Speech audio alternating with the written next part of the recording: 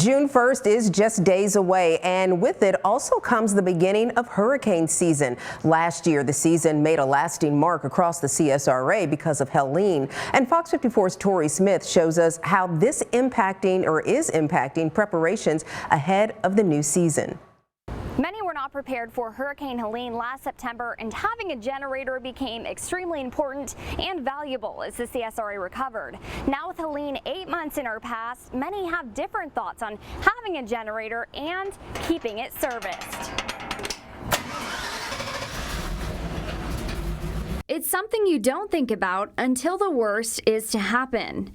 When that tragedy hit our area, everybody's scrambling to find the portable generator to get something done. The National Oceanic and Atmospheric Administration, also known as NOAA, has predicted a 60% chance of an above normal hurricane season with an expected 13 to 19 named storms, which means many in the CSRA are preparing now, starting with generators. A lot of us live in a rural area, so we could be without power for days or weeks at a time like it was last time. So having a backup source to be able to protect yourself, your family is very important.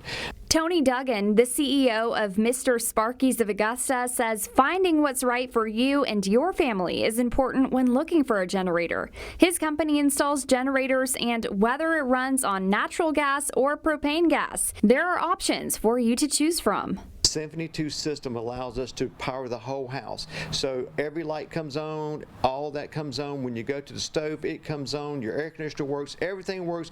You don't even know that you're without power. You can look at your neighbors. They're dark and you're not. So if you get a knock on the door, it's probably your neighbor coming over. However, if you are one of the many that had a portable generator during Hurricane Helene, make sure it is stored right so that it's good to go when it's needed next. It's a little gas motor, so just like any type of gas motor, you got to check the spark plugs on them, the air filters on them, making sure that you don't leave gas in them when they're not being used. The gas builds up inside the system, and it's really hard to get it cleaned out to operate correctly. So if it's being put in storage, put some type of stabilizer in it, or remove the gas in it so it doesn't contaminate the system, and make sure that it operates correctly when you need it. Remember, when dealing with a generator, safety is the #1 priority, so make sure to follow all the guidelines for your specific generator. Reporting for Fox 54, this is Tori Smith.